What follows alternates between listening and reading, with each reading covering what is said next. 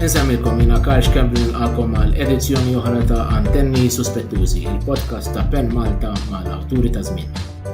Illum se niltaqgħu ma' kittib u poeta li huwa wkoll legatur, bookbinder u pubblikatur. Pubblika ħafna mix-xogħlijiet tiegħu u stess, imma pubblika wkoll ix-xogħlijiet ta' ħadd ieħor, inkluż xogħol li għamel isem f'dawn l-aħħar premju tal-kodba, il-premju tal-ktieb. Il-ħabib antik tiegħi Glenn Kalleja, merħba Glenn. Nsellimlek. Grazzi Karl tal-li l-għajtni hawnhekk u looking forward għad il-taħdita. Tant ieħor. Aħna biex npoġġu l-interessi tagħna fuq il-mejda u kulħadd jarhom. Inna nafu xulxin issa kważi għal 30 sena. Niftakarna naqraw uħud mix-xogħlijiet tagħna lill-pubbliku li kien jiġi l-Labirint, il-Belt, qed ngħidu xi 28 sena ilu. U ilek ħafna tikteb, però qabel naqbżu ftit fuq il-xogħol tiegħek. Għajdin ftit fejn tinsab li huwa wkoll marbut ħafna ma' xogħol tiegħek.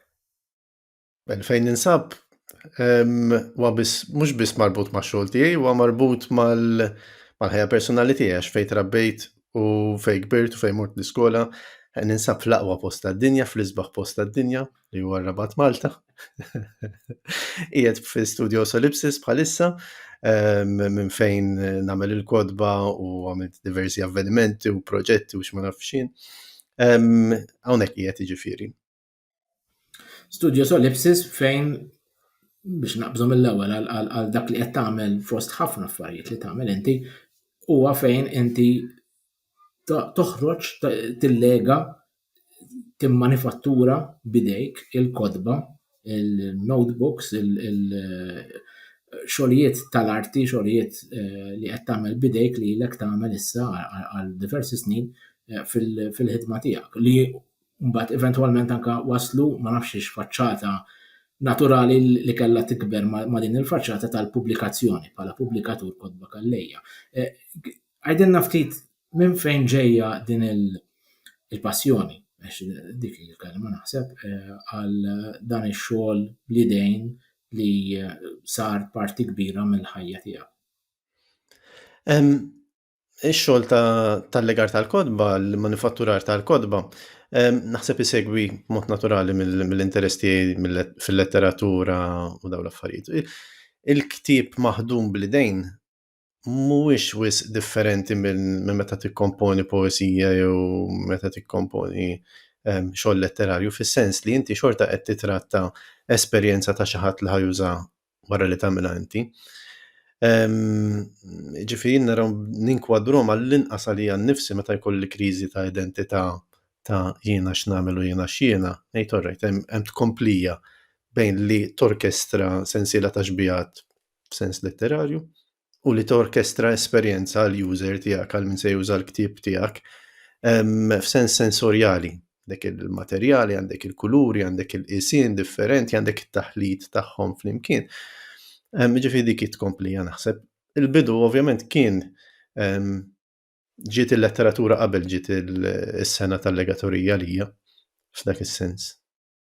Ekku, inti l-iktar attività li lek tagħmel hija l-kitba u nimmaġina d-drama le, dik kienet niftakarhom.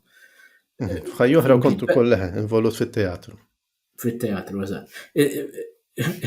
F'ħajja oħra għax waqaf, però interessanti li qed issemmihek għaliex bla ma naqbżu skaluni u nħallu lin-nies ma jifhmu xejn qed ngħidu, però inti ħafna mix-xogħol tiegħek huwa performattiv. Jiġifieri inti qiegħed twaħħad il-kitba ma' performance, ma' ħafna drabi installazzjoni, kellek fost l-oħrajn ir-raġel, kienet iktar esperjenza u proċess ta' dak it-tip. Jiġifieri it-teatru minn dejjem kien hemmhekk u baqa' hemmhekk naħseb minkejja li qed tgħid f'ħajja oħra. Hemm aspett teatrali anke fil-kitba anke fil-fatt li taqbad ktieb u taqra meta tkun waħdek, jew aspett performattiv iktar mill-teatrali. Għalija l-esperjenza hija immersiva ħafna drabi tfisser jew umana, ġifieri jiena naqsam miegħek dak li ktibt u inti taqsam miegħi xi ħaġa, imqar reazzjoni, imqar daqqatajn. Immersiva wkoll għaliex il-fatt li norkestralek l-esperjenza naħseb tkun iktar effettiva meta niġu biex nifhmu xogħol. U forsi hawnhekk naqbiżlek mill-ewwel f'punt li ilu jberrem f'moħħi Karl. Dan diskors ta' għax in-nies ma jaqrawx biżejjed, għax l-udjenzi tagħna ma jaqrawx, ma jinteressahomx jiktbu hekk. Huwa xi ftit forsi indikattiv ta' in-nies iridu mhux ma jridux il-letteratura, imma rridu l-letteratura forum differenti. Forsi jerġa' jiżviluppa jew jiżviluppaw udjenzi lesti għar-rakkont għal min jaqralhom, għal min jirreċtalhom forsi. Jirreċtalhom fis-sens klassiku li nippreżentawlhom il-xogħol letterarju wiċċ in wiċċ. Tifhem? Inti qed poġġija bħala mistoqsija, ma x'inhi r-risposta tiegħek? Ġifieri mhix qed impoġġija bħala mistoqsija, qed ngħid ħafna drabi jekk inniedu ktieb u ntuħ f'idejn in-nies jew jekk naqbdu rakkont u nirrakkontawh lill-udjenza, 90% ta' drabi dawk li jkunu f'udjenza li qrajtilhom jew li ppreżentajtilhom ix-xogħol se jtuk feedback 100,000 darba iktar entużjast milli tajthom il-ktieb u xtrawh u telqu hemm mbagħad forsi jiktbulek linja law u linja lem. Tifhem? Minn dak il-lat. Ironika li tgħidlek li inti wkoll pubblikatur tal-kotba, ġifieri għamilt introduzzjoni. Mhix daqshekk ironika, Karl. Jien mhix qed ngħid il-ktieb spiċċa żmienu bl-ebda mod. Il-ktieb għad għandu żmienu, l-letteratura mitbuħa għandha żmiena, bla dubju. Qed ngħid li nimxu nużaw il-ktieb jew ix-xogħlijiet letterarji biex nippreżentawhom lill-udjenzi wiċċ in wiċċ. Forsi dak wasal iż-żmien għal iktar minn dak. U inti ilek tagħmilha din. Ġifieri għalhekk dik il-mistoqsija tiegħi kienet qed tħoss li dak huwa dik hija forma li aħna qed nagħmlu xejn ġdid, ġifieri assolutament le. Teatru minn dejjem kien hekk u kien hemm anke diversi attivitajiet li jagħmlu dan. Il-mistoqsija tiegħi naħseb biex imur tikkalura anke fuqek bħala legatur. Ġifieri inti qed li hija faċċata tal-istess munita tikteb u allura tagħmel anke l-kotba, però hemm element ta' sena huwa hija sena li tagħmel dawk il-kotba illi mhux kull awtur se jimxi bħalek fl-istess triq, ġifieri mhix xi ħaġa naturali li għax tikteb tispiċċa tagħmel letteralment tagħmel il-kotba kif tagħmel inti. Ġifieri dik tista' tgħidilna ftit iżjed mod speċifiku minn fejn ġiet dik għal dan ix-xogħol tal-id. Ovvjament ma kienetx namra naturali. Kienet dak li proġett ir-raġel. Ir-raġel kien sensiela ta' affermazzjonijiet dwar il-maskulinità, ir-raġel huwa xi ħaġa li mbagħad nirrevedija fil-vers jew fil-vers ta' wara jew ta' warajh. Allura għandek affermazzjoni li hija riveduta mill-ewwel. Allura twaqqa dak li qed dwar ir-raġel jerġa' jinbidel, ma jibqax daqshekk sammu solidu kif kien. Minn dak il-proġett li kont nikdbu fuq il-ħitan ta' djar, eċetera, fuq il-ħitan tal-ġebel, allura żid dik l-idea ta' il-maskulinità bħala xi ħaġa samma ma fl-istess ħin qed tikkanċella u tisbuħ fuqha u dan. Minn hemmhekk għamet il-mistoqsija ta' x'jagħmel ktieb. Għaliex fl-ewwel proġett li għamilt ta' ir-raġel jiena kont ġibtlu ISBN number, kont għamilt in-numri tal-paġni fuq il-ħitan, imma meta l-kunsill tal-ktieb kienu tawni l-ISBN number, jiena lija libbistu bħala ktieb. Meta mbagħad però is-sottomettejtu għal premju, il-kunsill stess li tani n-numru irrifjutaħħu li għax qalu li dan mhux ktieb. Ovvjament hemmhekk kont qed inkun antipatku provokatorju, imma il-mistoqsija bdiet hemmhekk x'jagħmel ktieb. Allura at some point nissemmija biex nispjegawlhom li forsi ma jafux inti ktibt il-kontenut kollu ta' dan il-ktieb ir-raġel li huwa poeżija twila biex nispjegawha f'nofs sentenza, ktibt ktibta kollha fuq il-ħitan ta' dar. Eżatt. Eżatt. U mbagħad x'imkien ktibt l-ISBN li dak il-Kunsill tal-Ktieb. Dik Bil-qoxra, il-provokazzjoni ta' x'inhu li jagħmel ktieb, eżatt. Eżatt, fuq il-bib ta' barra kien hemm il-titlu u l-ISBN u dawn l-affarijiet, daqshekk kieku għandek qoxra. U allura bdejt nistaqsi x'jagħmel ktieb. U ħarist lejn il-metodi tradizzjonali, sibt għalliema u mort nibda nitgħallem nagħmel il-kodba bl-idejn essenzjalment, minn hemmhekk ġiet. Minn dak iż-żmien Ġifieri diversi kosta għal x'inhu li jagħmel ktieb, ħatta tant mort letterali li spiċċajt titgħallem kif bidejk tagħmel ktieb. Żgur. Żgur. Il-ktieb tinsiex aħna il-ponent huwa msejjes fuq żewġ kodba, l-ktieb tal-liġi u l-ktieb tal-morali. Dak kollu li nagħmlu fil-ħajja ta' kuljum huwa msejjes fuq daż-żewġ kodba anke simbolikament, simboli ta' poter, eċetera. U huwa l-ktieb per eċċellenza huwa simbolu maskili kemm trid. Għax ipoġġilek l-affarijiet hekk u ma jinbidlux u jtuk sens ta' permanenza li hija allużjoni ovvjament.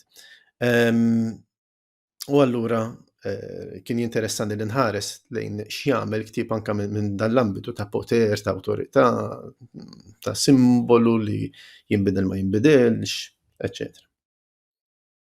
Għalhekk kien interessanti nidħol fiha b'mod litterali. U spiċċajt tagħmilhom inti stess, ġifieri mhux biss tallimt kif tagħmilhom imma waqqaft l-industrija żgħira tiegħek, le? Tista' tgħid? Tista' tgħid iva. Għandek Studio Solipsis li ukoll iservi ta' backdrop għal jew ta' ċentru fejn tagħmel ħafna mix-xogħol anke mal-komunità. Ma dak niġu għalih dalwaqt. Inti bħala kittieb, bħala awtur, kif tikteb inti? Għandek xi ritwal, għandek xi proċess u qed nistaqsi din il-mistoqsija li nistaqsi lil kull awtur li jiġi fuq dan il-podcast, però lejk b'ċerta ma nafx kemm nistaqsija għax naf li kull kitba tiegħek hija differenti ħafna. Però x'inhu l-proċess tiegħek meta tiġi biex tikteb? Ara ritwali kwotidjani m'għandix marbutin mal-kitba, però ġalla la darba niddeċiedi li ħanikteb jew nibda naħdem lejn xi ħaġa, il-proċess kważi dejjem huwa li niġbor in-noti. Nħażżes ħafna noti, jiena ma npoġġix u nikteb u dak li nkiteb għalija ma jinbidilx, anzi, jiena nħażżes fuq l-inħażżes noti, nfittex b'mod attiv jien naf jekk qed infittex fuq ċerta tema jew suġġett immur nara films jew naqra artikli anke bi sfond xjentifiku, ġifieri ma jinteressanix minn fejn joriġina l-materjal. Eventwalment nibda naqqat u minn ġbija nġib oħra u kelma ġib l-oħra u jiżviluppa hekk ix-xogħol tiegħi. Dak li osservajt inti li kull xogħol jidher differenti, huwa stilistikament jidher differenti u nesperimenta b'dak il-mod, imma dik hija libsa kosmetika u l-istil li xi ftit jew wisq huwa kosmetiku. Mhux kompletament korretta naf li tgħid hekk, imma ma jbiddel xejn mill-proċess u minn dak li tini l-kitba. U il-fatt li ħafna mill-kodba tiegħek ippubblikajthom inti stess, uħud self-published, uħud taħt isem ta' pubblikazzjoni oħra, kont bdejt bil-pubblikazzjonijiet hawn flimkien ma' Kaldom, Merċieqa, kellek l-ewwel ktieb tiegħek Ekiteki. Sa l-fatt li sirt pubblikatur anki ta' ħaddieħor. Dik il-mixja kif tara fik? Naħseb il-fatt li konna ffundajna pubblikaturi hawn fil-bidu mill-ewwel naħseb kelli sens ta' fejn aħjar taħdem taħt xi forma ta' kappa uffiċjali. Naħseb l-unika xogħol vera li ħareġ taħt ismi huwa dan kull filgħaxija. L-bqija l-oħrajn naħseb dejjem ħarġu jew taħt pubblikaturi oħra l-organizzazzjonijiet oħra li kont qed naħdem magħhom jew taħt pubblikaturi hawn. Il-fatt li wasalt li nkun pubblikaturi jiena naħseb iktar ġejja mill-problema li għandna ta' distribuzzjoni, jew mill-problema li għandna li jekk inti ħataħdem ma' pubblikatur għandek inqas kontroll fuq x'ħajoħroġ u kif ħajoħroġ f'termini ta' kwalità, f'termini ta' għażliet għalik innifsek.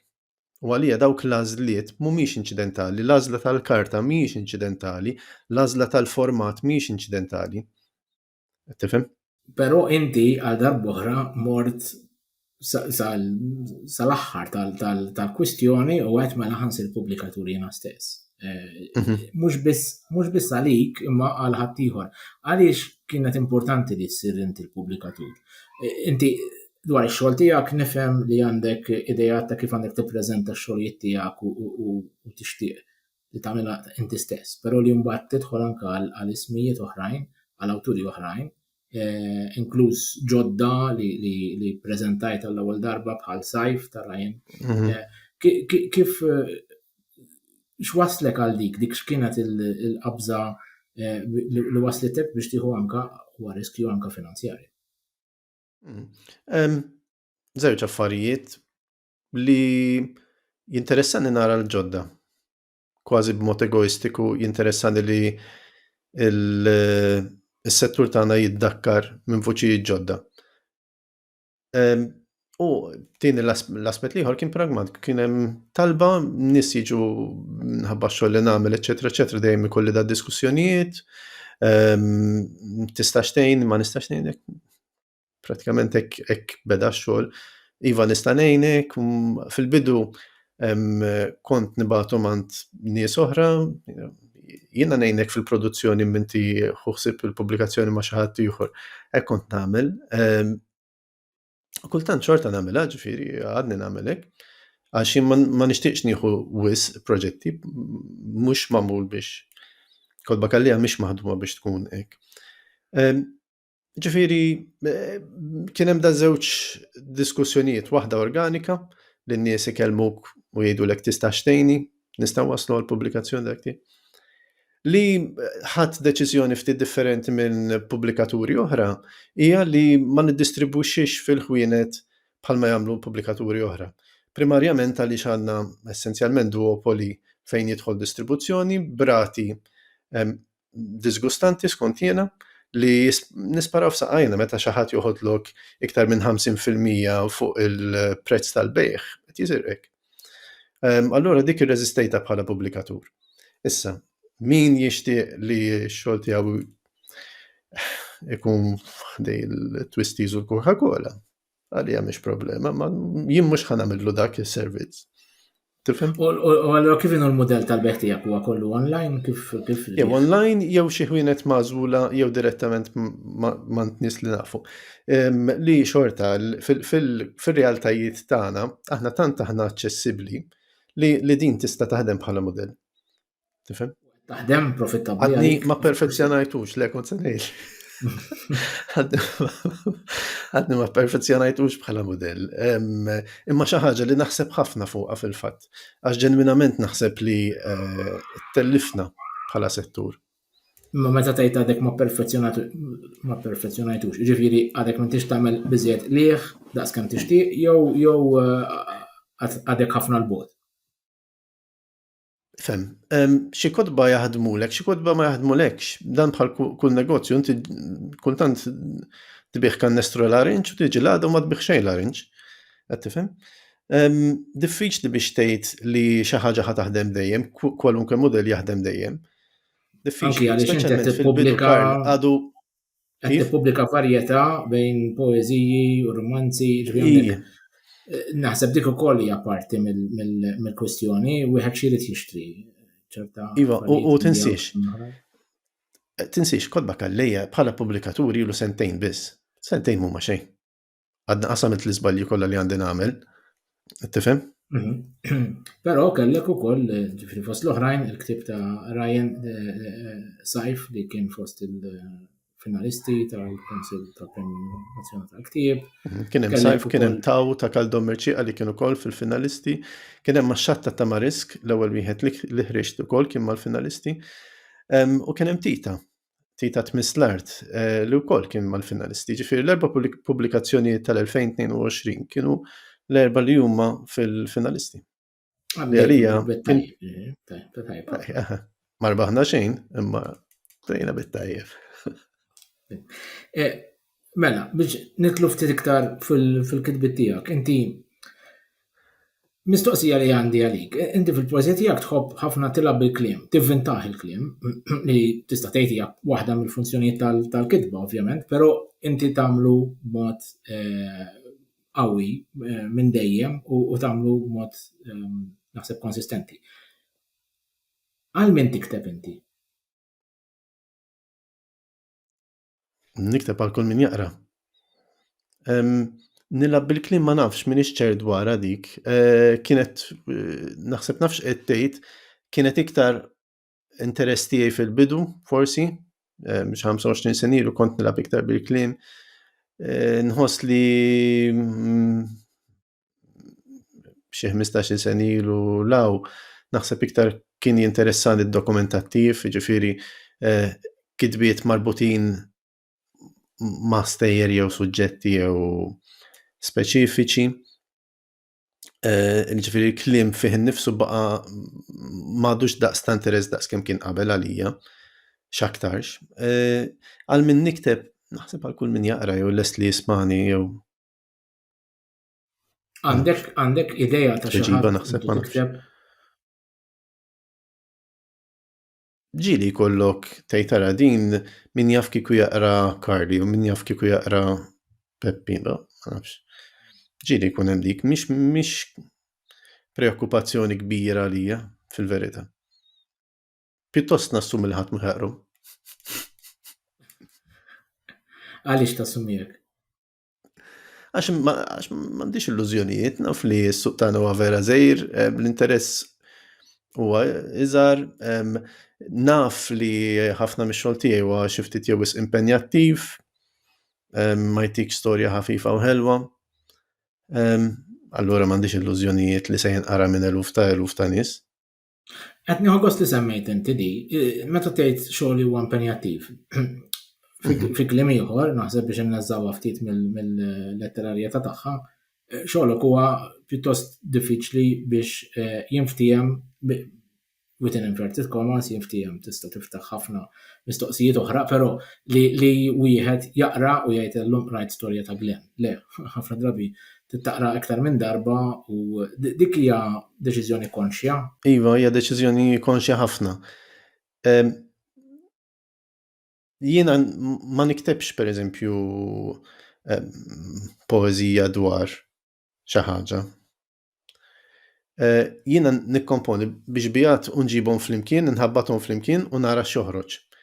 Qatt ma ngħid ħanikteb b'dan il-messaġġ f'moħħi jew b'din l-idea f'moħħi u nipprova nwassalha qatt ma kont hekk u huwa proċess li ma tantx interessani li nwassal xi messaġġ jew nwassal rakkont mod lineari jew mhux lineari.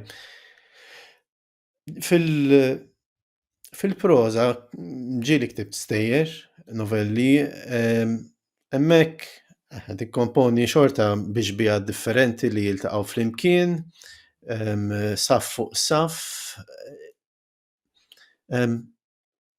Jinftehmu xi kwestjoni oħra, jekk il-qarrej jifhem x'is-saffi kollha li tixtieq inti jiena nassumi li le. Però jkun hemm qarrejja li jaqraw sa ċerta profondità u qarrejja oħra li ma jaqrawx semmek, ma jimpurtax. Però għandek kitbiet, pereżempju fost l-oħrajn Iswed Assolut li għalkemm huwa impenjattiv immens, għandek ukoll element ta' tema. Ġifieri inti b'xi mod għandek temi f'moħħok le, ġifieri meta tgħid. Żgur.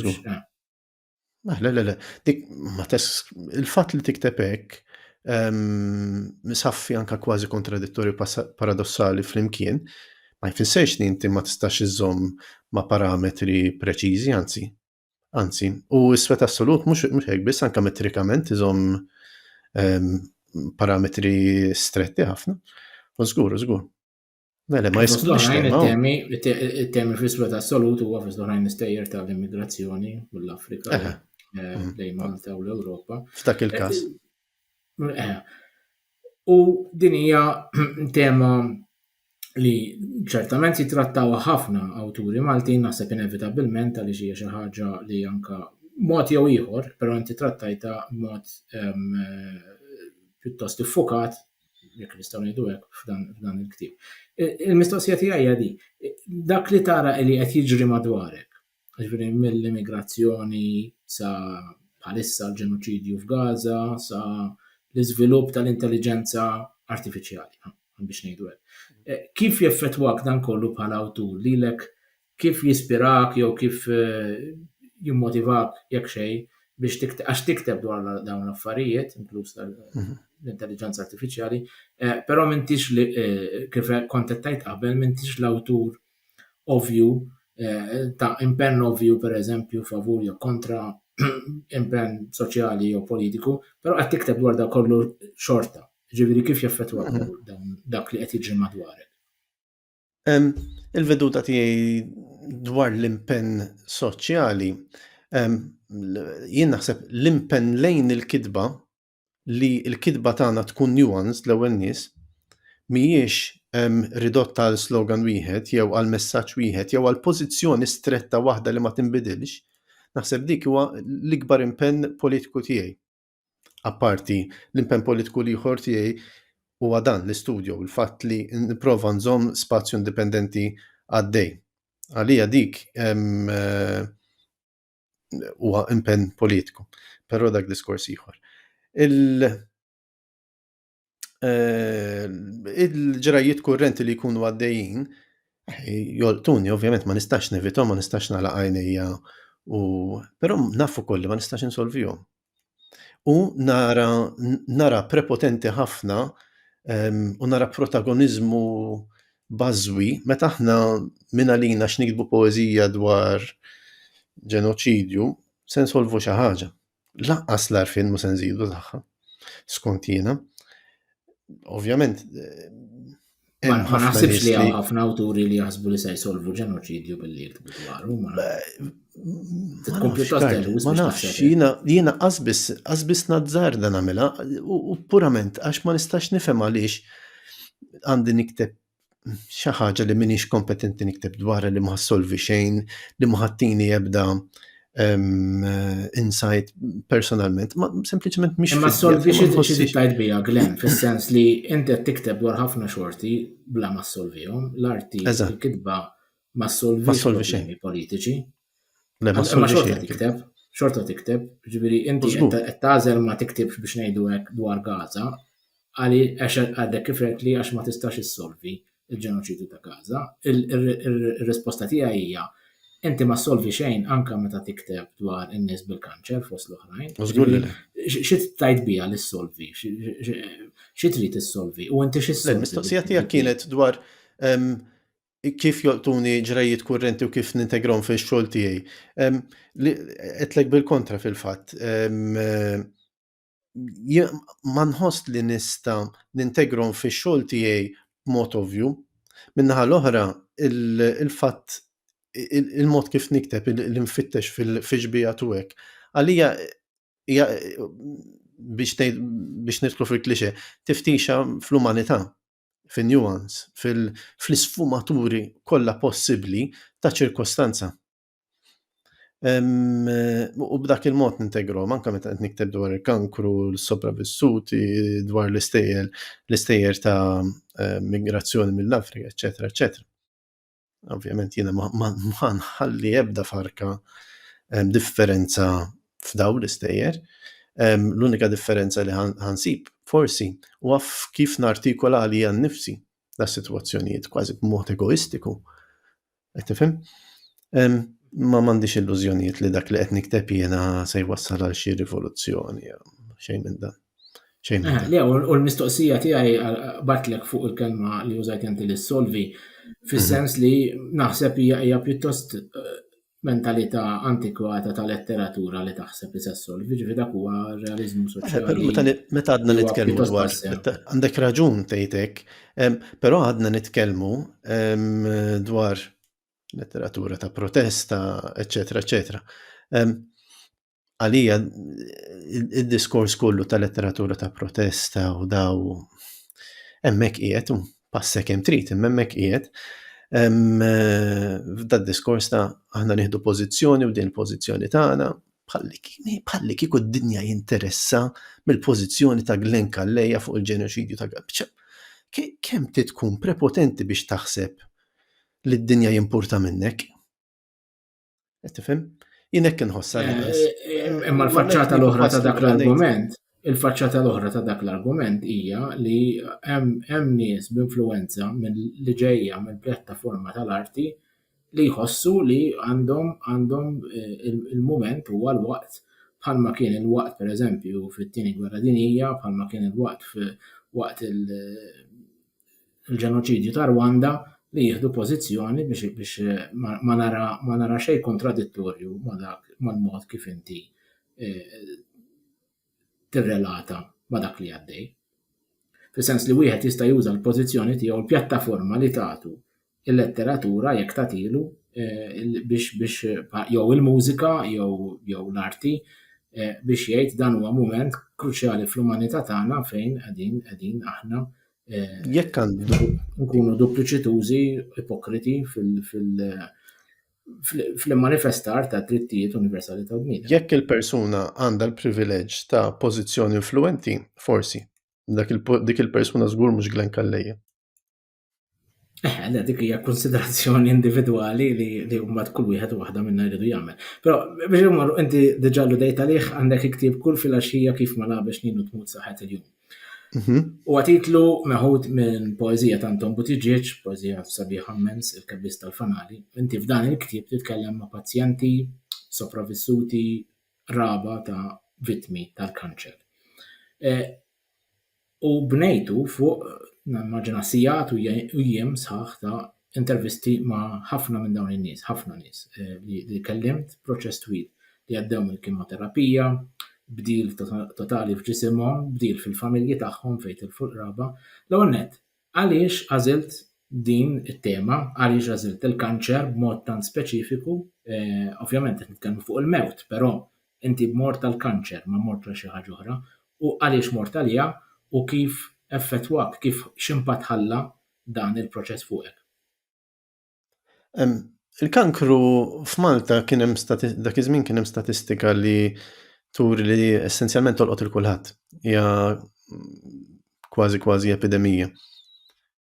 L-istatistika jekk min issejjer żball dak iż-żmien kienet wieħed minn kull 4 jiġi dijanjozzat, però toqgħodx fuqha.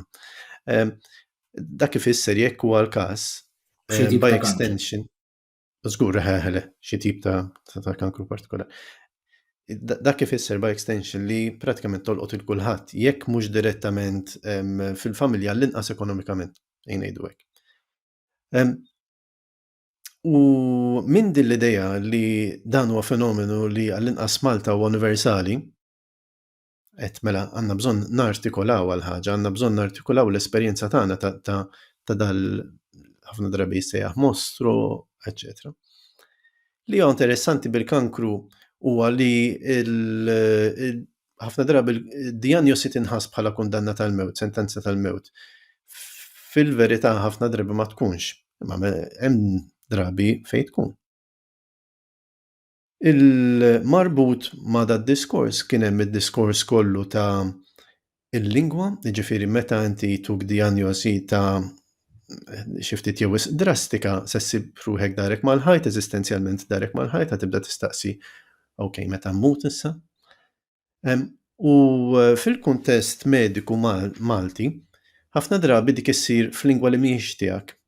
Ġifieri għandek kuntest li l-lingwa dominanti hija l-Ingliż. U allura jiena dik it-tension bejn l-eżistenza tiegħi il-mistoqsija eżistenzjali dari mal-ħajt dak il-moment li ġej dijanjodizzat. Kif ħanejxa, bliema lingwa ħanejxa u l-isfumaturi ta' dik il-lingwa li kienu interessanti ħafna bħala tensjonijiet politiċi. U bdejt nesplora. U esplorejt billi kellimt lill-pazjenti, sopravvissuti u raba li tilfu li xi ħadd direttament. Ma kienx diffiċli nissibhom. Sfortunatament. mort gruppi, mort l-isptar, kelli esperjenza fil-familja wkoll. Ġifieri aċċess għal materjal kien hemm u kien hemm bil-rimi biex ngħidu hekk. Kemm kienu open li jkellmuk u għaliex immotivhom li jitkellmu miegħek? Diversi nies kien hemm min qal li ma jridx jitkellem dwar. Kemm kienu open jiddependi mill-karattru ġifieri kien hemm min rrid jitkellem dwar kollox bl-iktar mod apert u kien hemm min kien daqsxejn iktar miġbud U inti kif introduċejt lek innifsek magħhom, ġifieri x'għedtilhom il dawn in-nies? Jiena kont qed ngħidilhom li qed nagħmel dal-proġett niġbor l-esperjenzi tan-nies.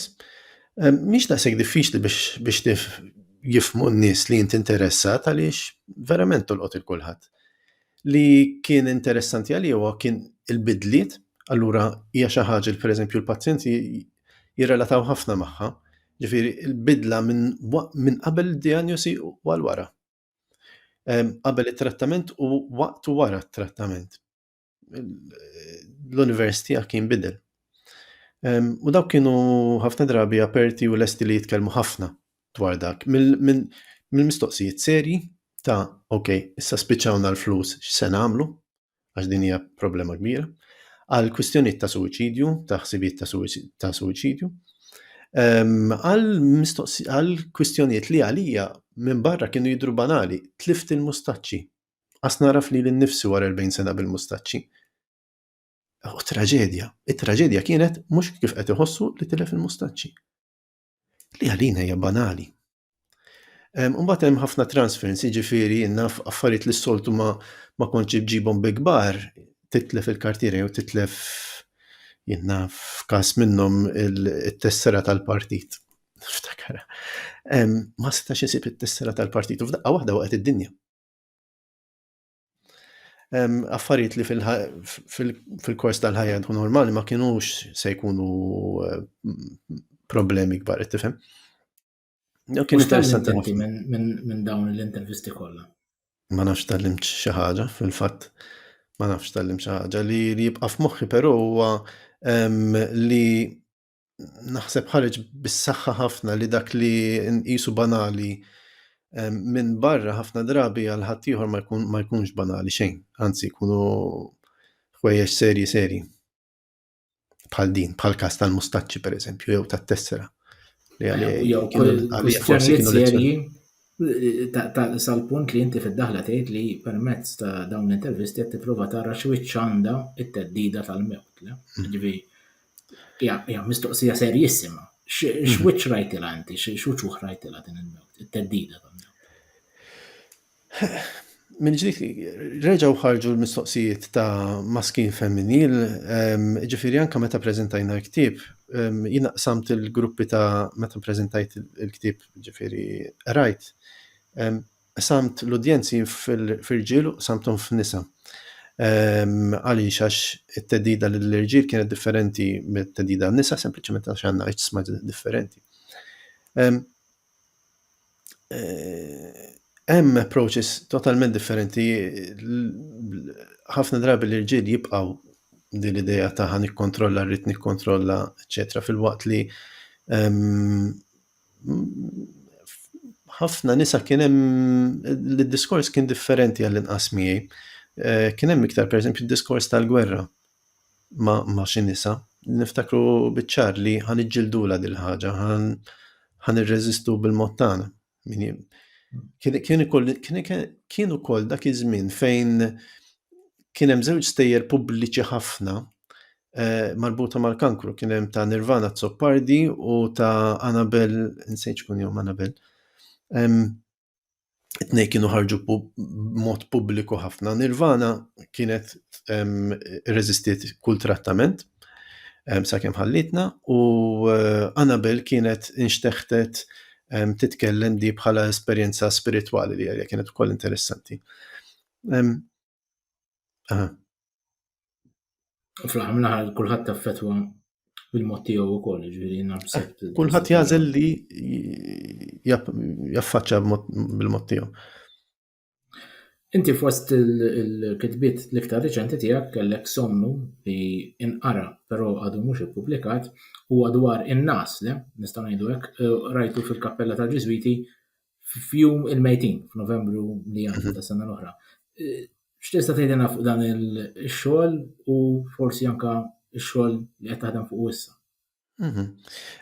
Somnum huwa essenzjalment rakkont u riflessjoni dwar ir-raqda terna, in-nas, is-seduzzjoni tan-nas, il-wegħda tan-nas, ġifieri tgħid jiena għandi n-nas aħjar norqod ħalli nqum aħjar.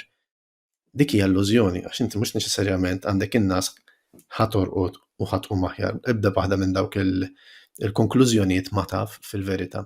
Allura hemm dis-seduzzjoni tan-nas, hemm dis-seduzzjoni tal-irqad. U f'dik it-tensjoni jistgħu jsiru ħafna affarijiet. Dik somnum huwa dialogu ma' referenzi mill-Antik Testament dwar l-irqad u l-raqda ta' dejjem. Huwa wkoll xi ftit jew wisq rakkont dwar li jmiss ma jidħolx daqshekk fil-fond dwar l-għażla ta' twelid, kif isir it-twelid ta' trabi u l-għażla tas-suwiċidju, hemm iċ-ċiklu sħiħ bejn il-ħajja u l-mewt. Dik għalija huwa diskors dejjem interessanti għax mill-ġdid nistaqsi speċta l-individwu sa fejn jista' jagħżel, ma jistax jagħżel li jitwieled u ħafna drabi jgħidulna ma nistgħux nażlu kif u meta mmutu. Huwa rakkont li jitfa' referenzi jiddialoga mhux biss mal-Antik Testament ma jiddialoga ma' kittieba aktar riċenti, għandna Herta Müller, hemm Cioran li jitkellem appuntu dwar is-suwiċidju u l-banalità tal-eżistenza, sakemm ma jikkontradixxix lilu nnifsu. Jiġifieri jidħlu dawn l-affarijiet kollha. Jidħol ukoll ftit referenzi għal tradizzjonijiet marbutin mal-irwieħ u ċelebrazzjoni tal-irwieħ bħal ħanżira tal-irwieħ, eċċetera. Insomma, dak huwa il-somnu. U għandu joħroġ issa iktar fil-ġimgħat li ġejjin, insomma. Ħajħroġ bħala ktib. U fuq xogħlijiet ġodda xi proġetti qed taħdem fuqhom bħalissa? Bħalissa għaddej il-mod nibni xogħol ta' poeżija. S'issa għadu mhux maqut, hemm ħafna biċċiet li għad iridu jiltaqgħu flimkien għadhom sottosviluppati, jiġifieri min-naħa l-oħra bħala Kotba Kallejja qed nipprova niffinalizza antoloġija li għaddej fuqha xi ftit xhur issa, antoloġija ta' ħafna kittieba varji, insejt kemm għandna l-fuq minn 20. U hemmhekk kont ħriġt sejħa u batuli ħafna batunna l-fuq minn 300 biċċa kitba, ġifieri vera hemm kilba biex joħorġu xogħol ġdid, diversi nies. Iltqajt ma' xogħlijiet vera interessanti turu dal-proċess. Vuċijiet li qatt ma smajt bihom. Le, poeżiji, kienet sejħa għall-poeżiji. Kien hemm diversi vuċijiet ġodda li skoprejt b'dan il-mod u dak ikun il-proġett fix-xhur li ġejjin. Se tkun it-tema li taqgħadhom dawn? M'hemmx tema waħda, mhux miġburin taħt tema li m'hemmx tema waħda li qed taqgħadhom. Għaliex ħajkun ngħidlek li hemm viżjoni speċjali li qed taqgħadhom. Il-viżjoni hija ta' nevitaw dak li diġà sar qabel, diġà ntqal qabel, fejn dal-bajis tiegħi ovvjament minn ġdid fejn hemm tema espliċita jinnaf poesija li qed għandha dimensjoni soċjali ovvja żejjed ma tinteressanix. Taqralna silta minn waħda mix-xogħlijiet tiegħek mill-ġodda. Mela din hija poeżija li nkitbet fl-ewwel nofs ta' qisu sena ilu tas-sena 2023. Hija parti minn sensiela ta' 6 u għadhom bla titlu dawn. U di tgħidlek. Tumas jibqa' jivvinta skoss riklami għalih innifsu. Darba fil-ġimgħa mill-inqas jieħu banju fil-ħalib tal-ġemel. Jimmassaġġja qalbu b'ingwent tal-akaċja biex tibqalu kif inhi. Taqbad b'rivelazzjonijiet radioattivi. Żewġ pilloli jagħmluh Doberman bil-lejl, assis ċiklopu, CCTV, mammiferu melankoliku tal-Lidl. Il-ħabib tiegħi iffilmja riklam dwar tifel żgħir qed jirkeb il-van tal-iskola ta' parsi t-tifel tiegħu. Riklam għall-kumpanija tal-assikurazzjoni. U sar jiddilitta bit-tisjir. Id-dita tiegħu saret Ġappuniża bil-burdati tax-xampanja minn filgħodu għax ix-xorti titħaqlu u jixtriha bil-grossa. Dik waħda minn ċiklu ta' 6. Tajjeb, li għadek qed taħdem fuqhom milli nista' nifhem huma parti minn dan il-proġett li semmejt. Ekku. Glenn, nixtieq nimmissu wkoll il-ħin qed jaħrab, però inti għandek ħafna mix-xogħol tiegħek huwa nistgħu ngħidu xogħol fil-komunità, għandek ir-raħa lill-letteratura parti mill-inizjattivi li tieħdu bħala Studio Solipsis, għandek xogħol impenjattiv li huwa fi grupp ta' awturi oħra, ta' artisti oħra, inkluż anke xogħol bil-pupi li kellek f'dawn l-aħħar snin. Għajdli ftit, l-ewwel nett, il-pupi, għaliex xi jfissru għalik, għaliex l-imħabba lejn il-pupi? Ok, ma stenniġ dil-mistoqsija llum, imma tajba. Il-pupi għalija huma waħda mill-eqdem narrattivi possibbli, ġifieri li aħna noħolqu xi ħaġa fi xbija tagħna. Għalija turi nara tanti azzjoni bizzarra, imma fl-istess ħin tikxef xewqa li nsiru nafu min aħna, x'aħna. Issa l-pupa jew il-pupu itik oġġett li fil-verità bl-ebda mod ma jiġix b'hekk. Għandi tewmiena diġà li mhux pupu. Però jixbħek. Però jiġbaħni ma tallimx Fil-wiċċ dwar il-nifsi. m'għandekx taqsam miegħu xejn, però ħalli f'wiċċek. Il-pupa hija fenomenu bizzarr li aħna noħolqu xi ħaġa li tixbaħna fix-xebħ tagħna hija strampa. Hemm pupi oħrajn ovvjament, hemm pupi noħolqu tal-annimali, ta' oġġetti li ma nafux x'inhum, la nafux bnedmin, la nafux annimali, la nafux skulturi xi ftit jew astratti jew xi forma ta' fetish jew xi forma ta' oġġett li jġor dan ma primarjament hija mistoqsija ta' jien min jien. Allura dik tinteressani ħafna. Il-pupi għalija aħna ħdimna ħafna bil-pupi ta' ċaruta, pupi b'materjali organiċi. Sewwa, ġifieri inti u taħdimhom u qed tiffurmhom f'dak il-proċess qed tistaqsi lilek innifsek. Jien naf affarijiet bħal da ġej sabiħ jew ikraħ. Da se jintoġob jew le. Jew irridu jintoġob jew le. Waħda min-narrattivi li ħdimt fuqhom waqt fil-proċess tal-pupi kien il-famuża għalqa tal-mejtin, l-għalqa tal-irwieħ, sorry, fejn ix-xebbiet li kienu, skużani, id-dati tiegħi mhumiex tajbin, però it-tfajliet li kienu mardu fl-ospizju kienu difnuhom f'daqqa flimkien f'għalqa waħda. Ġifieri jidhirli li x'imkien lejn ħalluqa hemm l-għalqa tal-irwieħ. U bdiet minn din l-idea dawn it-tfajliet li ħadd ma jiftakarhom, ma jiftakar min huma, bla isem, eċetera, eċetera, kif jistgħu jinġabru f'monument wieħed. Għall-inqas għalija li inqas infakkar li nnifsi. U ħdimt fuq hekk. Ħdimt ukoll fuq pupi li magħmulin biex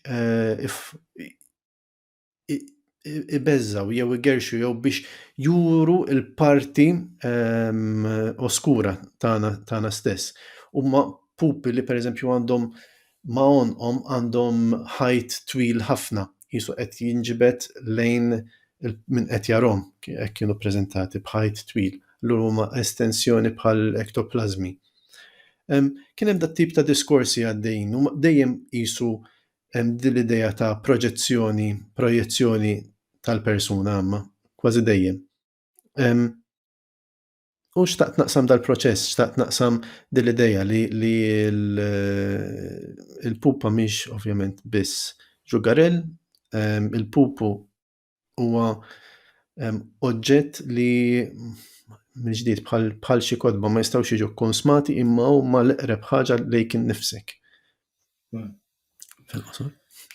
U fil-qosor immensex verament qegħdin lejn l-aħħar, però inti fondatur u president tal-Hub for Excellence in the Literary Arts, ħela. Hija fondazzjoni ħejdi. X'kont se tgħid? Kont se ngħidlek l-ewwel tgħid li president u mbagħad fundatur, kofondatur. Okay, dik hija l-prijorità tiegħek inti president u fundatur tal-Fondazzjoni ħela. Imma verament naf li tagħmlu ħafna affarijiet, ġifieri għandkom pubblikazzjonijiet, għandkom inizjattivi inkluż daħal il-letteratura. X'intom għaliex hija importanti din il-fondazzjoni u lejn xi tħarsu x'ġej minn hawn quddiem. Fondazzjoni ħela hija primarjament advocacy, jiġifieri li aħna naraw li l-interessi tal-kittiba, tal-pubblikaturi, tat-tradutturi, tal-qarrejja, tal-konsumaturi, eċċetera, huma mħarsa fis-settur. Sewwa, jiġifieri dak ikopri baħar ta' issues minn issues ta' aċċess għal ċerta kotba, drittijiet tal-kittiba, il-qagħda tal-kittiba li jitħallsu sew u jaħdmu b'kuntratti li huma ġusti, hemm baħar minn dawn l-affarijiet. Fondazzjoni ħela s'issa żammet pjuttost kwieta, taħdem fl-isfond, għandna depożitorju ta' online ta' kittiba u informazzjoni dwar kittiba kemm mejtin kif ukoll ġodda li qed allura nipprovdu informazzjoni li s'issa ma kienx teżisti dwar ċerta kittiba. Sewwa, allura qed nibnu bil-mod biex inżidu dal-għarfien dwar is-settur, dwar nfusna, dwar il-letteratura Maltija u x'tista' toffri, eċċetera. Fil-qosor dak li hija, ħela ħadd tkompli tiżviluppa dan id-depożitorju bħala biċċa xogħol ċentrali għax-xogħol tagħha, imma nengagġjaw direttament ma' entitajiet oħra, entitajiet pubbliċi bħal Kunsill Nazzjonali tal-Ktieb, bħal Aġenzija tal-Litterizmu, bħal Kunsill Malti għall-Arti u aġenziji oħra u entitajiet oħra. Ħafna xogħol li isir, nimmaġina anki ħafna medjokrità li tiltaqa' magħha f'kull rokna tal-amministrazzjoni tal-kultura f'pajjiżna, ma nafx x'inhuma l-osservazzjonijiet tiegħek wara dan is-snin ta' ħidma ta' advocacy li qed tgħid f'sitwazzjoni fuq issues li ma jwaslux għall-bidla fil-gvern biex niftehmu. Le. Medjokrità, eċċellenza u dan it-tip ta' diskors, sibhom ma' wiċċek kultant tiltaqa' pereżempju jiena personalment kelli esperjenz tajbin ħafna pożittivi ħafna ta' professjonalità kemm minn xi kittieba kif ukoll minn diżinjaturi u pubblikaturi u stampaturi, professjonalità kbira. Medjokrità fuq livell istituzzjonali m'għandix għalfejn ikun Glenn Kallejja u Fondazzjoni ħela biex ngħidu x'hemm u x'm'hemmx. Il-kastig dejjem hemmhekk huwa li s-sidien huma l-politiċi, però biss jistħoqilhom li nitkellem dwar il-ħaġa. Min-naħa tagħna l-unika ħaġa li nistgħu nagħmlu huwa li nitolbu li f'dak fit-territorju fejn naħdmu aħna naħdmu b'mod serju. Kemm jista' jkun kulħadd se jagħmel kompromessi. Kulħadd. M'għandniex illużjonijiet. Imma fejn jista' jkun nimxu b'mod professjonali, fejn jista' jkun nieħdu ħsieb xulxin, nieħdu ħsieb xulxin mhux inżommu jdejn xulxin nagħmlu l-kafè xulxin ta' nieħdu ħsieb xulxin jiġifieri naf li l-prattika tiegħi mhux ħadd tħassar ix-xogħol tajjeb li tagħmel inti. U daw jiġru. Allura naħseb jiena li aħna nimbuttaw lejn l-eċċellenza mhijiex kawża mitlufa f'dak is-sens. Li aħna nfakru lin-nies, lill-kittieba, lit-tradutturi li jistgħu jaħdmu b'kuntratt, għal kuntrarji ta' forsi xejdulhom xi nies oħra, naħseb hija vitali. Li nfakru dawn l-affarijiet. Li nfakru li aħna neżistu hija importanti daqstant ieħor.